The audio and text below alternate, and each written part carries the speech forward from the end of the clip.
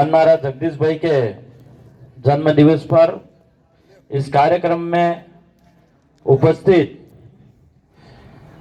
जाडोल फलजिया और कोटड़ा से तमाम कार्यकर्ता एवं माता बहनें, आप सब लोग मिलके इस जन्म दिवस पे आए और इस परिवार ने ये कार्यक्रम रखा जो जगदीश भाई मन्नारा को अमर रखने के लिए, जगदीश भाई मन्नारा के नाम को आगे बढ़ाने के लिए इस कार्यक्रम को रखा। सब मिलने, इसके लिए मेरी ओर से खूब खूब धन्यवाद जोहार करना चाहूंगा। मेरे से पहले पूरे वक्त काफी सारे जगदीश भाई मन्नारा के जीवनी के बारे में बोले और कुछ बातें मैं भी बोलूंगा।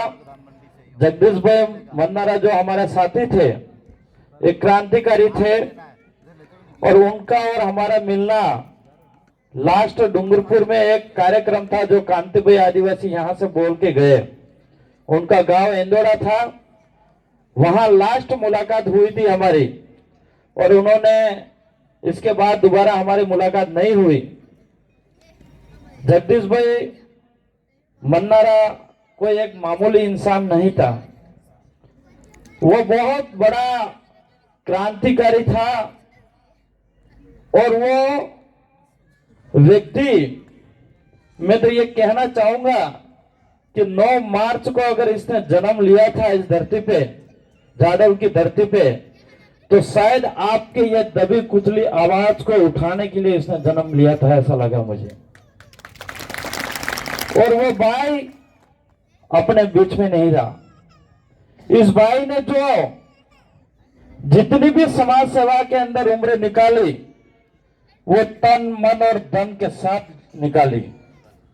उस भाई ने चाहे सुबह उठता, दिन में कहीं घूमता, रात को सोता, तब समाज चारों तरफ से दिखता था।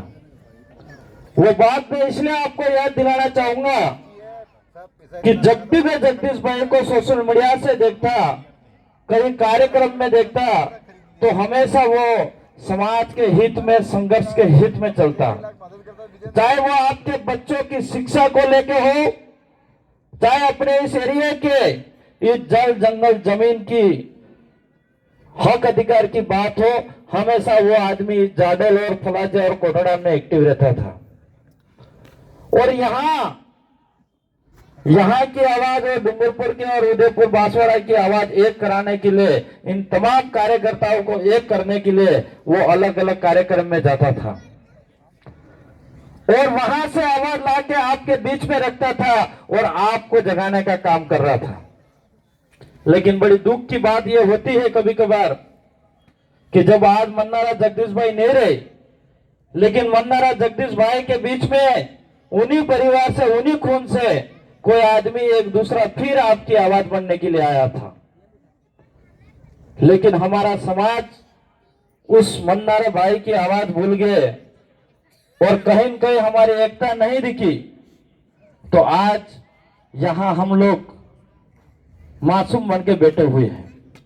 आपके जल जंगल जमीन के हक अधिकार की आवाज उठाने वाले तो है, लेकिन जो भारत के संविधान के आधार पे जो विधानसभा बनी हुई है, इस सदन के अंदर आपकी आवाज रखने वाला व्यक्ति नहीं है। आज मैं आपके सामने विधायक हूं। आज मैं आसपुर विधानसभा की जनताओं को धन्यवाद देना चाहूंगा कि उन लोगों ने मुझे विधायक बना के जिता के जयपुर भेजा, तब जाके मैं आसपुर विधानसभा की आवाज को वहां पे बुलंद कर सकता हूं।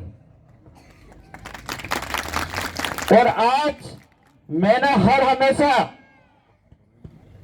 आम जनता गरीबों की आवाज उठाई, शिक्षा स्वास्थ्य की आवाज उठाई, जल जंगल जमीन की आवाज उठाई। हमारे पढ़ने वाले बच्चे हैं, उनकी छात्रवृत्ति नहीं आई है 2.5-3 साल के लिए, उनकी आवाज उठाई।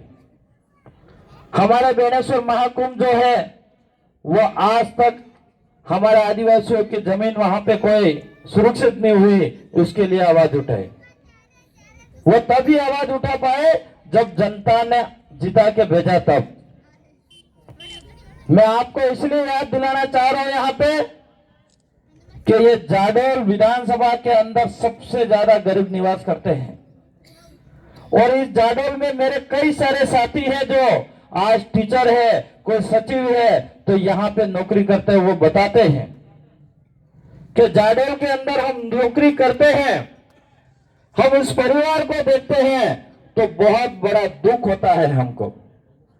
लोगों को खाने का, रात को किस तरह से खाना खाए ऐसी कंडीशन भी कई परिवार बताते हैं। ये हमारा साथी वहां पे ऐसी कंडीशन में हमारा परिवार यहाँ जीवन यापन कर रहा है। और यहाँ पे जितने पहाड़ी इलाका दिखता है, ये पहाड़ी इलाका मैं समझ रहा हूँ आज भी तुम्हारे पास सुरक्षित नहीं है। आप लोग, आपके ये जो पहाड़ दिख रहे हैं, जो जंगल दिख रहे हैं, आज भी आपके पास सुरक्षित नहीं होंगे। ये सिर्फ आप कब्जा करके बैठे होंगे, आपके खाते नहीं चढ़े होंगे। आपके पास 20-25 बीघो 30 बीघो जमीन होगी। अगर 25 बीघो जमीन आपके कब्जे में होगी तो 5 बीघो आपके खातेदारी होगी और 20 बीघो आज भी बिलाना में और चारागर में बोलती होगी। सही कह रहा हूं, गलत कह रहा हूं? इसके लिए आवाज कौन उठाएगा? आपके इस एरिया के अंदर अगर डैम बन गया तो वो डूब में चला जाएगा, तो सरकार के आदेश आएंगे, जिसके जमीन खातेदारी है उसी को मुआवजा मिलेगा, जिसकी खातेदारी नहीं है इसको कुछ नहीं मिलेगा। तो आपकी जमीन अगर कागजों में नहीं होगी तो क्या मुआवजा मिलेगा क्या? इसके लिए कौन लड़ेगा? आपके इस पहाड़ बहुत बड़े बड़े पहाड़ दिख रहे हैं। इस पहाड़ में सोना भी निकल सकता है, कोयला भी निकल सकता है। ये पहाड़ बहुत सुंदर पहाड़ है। उस पहाड़ों में अपने घर है और इस घर है और अपना कब्जा है, बाप दादा डोकरों ने कर रखा और हम भी आज तक हमारे पास है, लेकिन हमारे नाम से नहीं चढ़ा है। और गवर्नमेंट अगर यहाँ पे इस पहाड़ में जो सोना है, कोयला है, इसको निकालने के लिए आएगा और वो आदेश करेगा और कहेगी गवर्नमेंट, अगर आपके खाते है तो मुआवजा मिलेगा, नहीं खाते में है तो कुछ नहीं मिलेगा। सही कह रहा हूं, गलत कह रहा हूं? मैं आपको इसलिए याद दिलाना चाह रहा हूं, हम कुछ दिन पहले अभी छत्तीसगढ़ गए थे, राजकुमार जी रोहत और मैं और थावरचंद जी, और वहां पे यही हाल था। छत्तीसगढ़ के अंदर पूरा जंगल साफ हो गया और जब साफ होते होते होते होते आज वहां पे बहुत सारा जंगल साफ हो गया, कोयला निकाला जा रहा है, उद्योगपति बनता जा रहा है।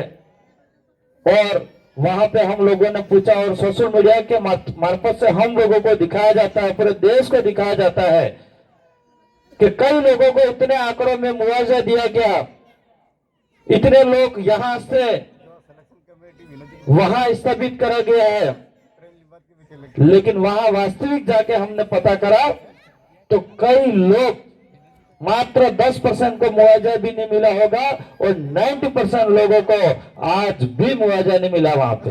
और जाके पूछा तो उन्होंने कहा कि हम, हमारे डोकरे भी जंगल में रहते थे, हम भी जंगल में रहते थे, लेकिन हमारे कागज में कोई सड़जू नहीं थे, अटला हमन 1 रुपया नहीं मिल। और यही काम अपने इस ट्राइबल एरिया के अंदर है। हमारे लिए मैं ये कहना चाह रहा हूं कि हमारे लिए, हमारे इस एरिया के लिए कौन सुरक्षा कर सकता है, कौन जल जंगल जमीन की बात कर सकता है, हमारी जमीन के लिए कौन लड़ सकता है, ऐसे आदमी हमारे विधानसभा के अंदर भेजने की भी जरूरत है। तब जाके हमारे आवाज बुलंद हो पाएगी।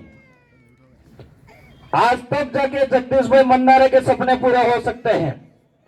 हम लोग ये पंडाल लगाने से, हम लोग यहाँ पे बातें पंडाल भर के लोगों को इकट्ठा होने से और हम लोगों को भाषण देने से काम नहीं होगा।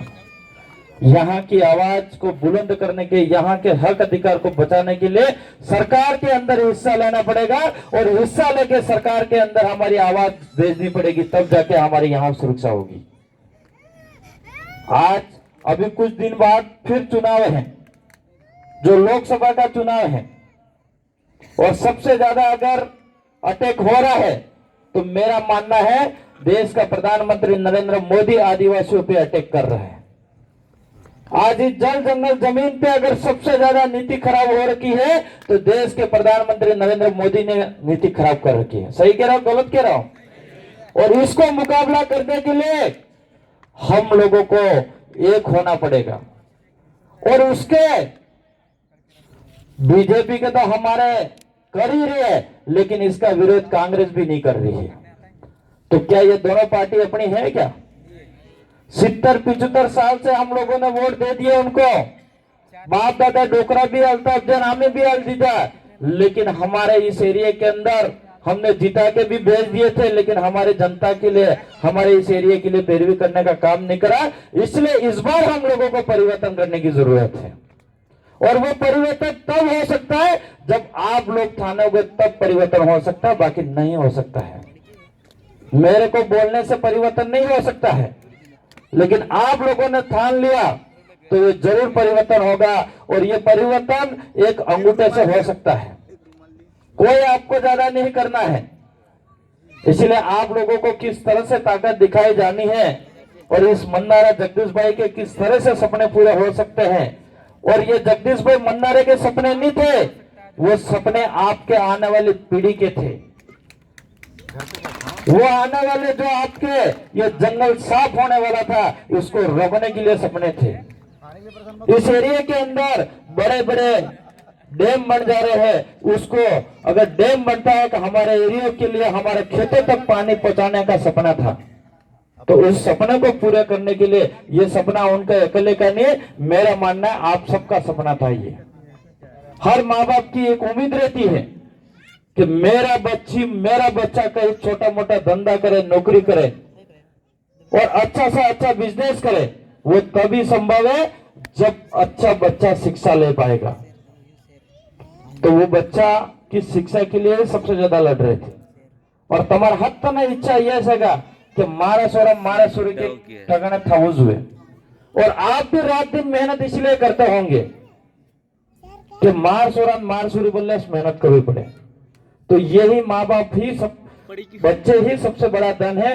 तो उसी के लिए हमारे जगदीश भाई मन्नारा लड़ रहे थे। इसलिए मैं बार बार याद दिलाना चाह रहा हूं आपको। और हम लोगों को बहुत बड़ा संघर्ष करना पड़ेगा। आज हम लोग विधायक बन गए हैं, फिर भी हम लोगों को बहुत संघर्ष करना पड़ रहा है। तो आपके तो यहाँ पे विधायक नहीं है, फिर भी आपको बहुत बड़ा संघर्ष करना पड़ेगा। और ज्यादा हमसे 2 गुना और संघर्ष करना पड़ेगा। और यहाँ पे एक न्यूज आ रही थी अभी कुछ दिन पहले कि जो टीचर था उसने अगर गांव वालों को, लोगों को समझा दिया और गांव वालों ने मेहनत करके अगर रोड निकाल दिया तो उस टीचर को धमकियां दे रही। यही विधानसभा दूसरी है, कोटड़ा, यही विधानसभा। और यहाँ पे एक सरपंच धमकी दे रहा, सरेआम बड़े नेताओं का नाम ले रहा है। तो बहुत किस तरह से ये लोग इस देश में तानाशाही कर रहे हैं। मोदी तो कर रहा है, लेकिन उनके नीचे के जो अंधभक्त हैं वो भी कर रहे हैं। उन लोगों को जब वोट लेने के लिए आते हैं तब आप आदिवासी दिखते हो, तब ये लोग हाथ जोड़ के कहते हैं रोड बना देंगे, तब कहते हैं कि आपके स्कूल के अंदर स्टाफ फुल कर देंगे। तब वोट लेने आते हैं तब कहते हैं कि हम आपके एरिया के अंदर अच्छी सुविधा कराएंगे। लेकिन जीतने के बाद, मंत्री बनने के बाद सब भूल जाते हैं। और आपके अगर खुद के पैसे से भी अगर कर दिया और सोशल मीडिया में भी दिखा दिया तो आपको दबाया जाता है। ऐसा ही हो रहा है। तो आप लोगों को परिवर्तन करना है और आप किस तरह से परिवर्तन कर सकते हो वो आपके पास डिपेंड करेगा। इसलिए आप लोगों ने मेरी बात को सुना, इसके लिए खूब खूब धन्यवाद। और भी हम जाडल फलेसिया के अंदर आ जाएंगे, कोटड़ा के अंदर भी आएंगे और आपके बीच में हमेशा आते रहेंगे। और अब आवाज 3 विधायक तो वहां पे जयपुर भेजे आप लोगों ने, विधानसभा आपने भी कहीं न कहीं सोशल मीडिया के मार्फत से समर्थन दिया होगा, तो मैं आपका भी योगदान मानता हूं। लेकिन अब हमारा दिल्ली की आवाज भेजने की जरूरत है। अगर दिल्ली में हमारी आवाज गई तो मैं समझ रहा पूरे देश लेवल पे आदिवासी सुरक्षित रहेगा, ये मेरा मानना है। जिस तरह से राजस्थान के विधानसभा के अंदर हमारी आवाज जाने से सरकार हमेशा एक्टिव रहती है और हमारे इस एरिया के अंदर शोषण अत्याचार थोड़ा कम हो गया है। इसी तरह से अगर हमारी यहाँ से आवाज दिल्ली जाएगी तो मैं समझ रहा हूं कि हमारे इस एरिया के अंदर हर गरीब, हर घर, हर परिवार सुरक्षित में रहेगा। हर परिवार की सुरक्षा की आवाज दिल्ली में उठेगी, ये मेरा मानना है। इसलिए आप सबको ताकत दिखानी पड़ेगी और ताकत तब दिख पाएगी जितने लोग बैठे हुए हैं, जितने भी अपने रिलेशन रिश्तेदार हैं, जितने मिलने वाले हैं, उन सबको बताना होगा कि अब की बार कोई कांग्रेस बीजेपी नहीं, अब की बार हमारी जो समाज की सुरक्षा की बात करेगा उसके लिए हम आवाज उठाएंगे। ये बात करनी होगी आपको। और यही सपना था हमारा मन्नारा जगदीश भाई का। इसलिए काफी सारी मैंने बातें रखी, ज्यादा बातें नहीं रखना चाहूंगा। मेरी बात को सुना, इसके लिए खूब खूब धन्यवाद। मुझे भी आगे जाना है।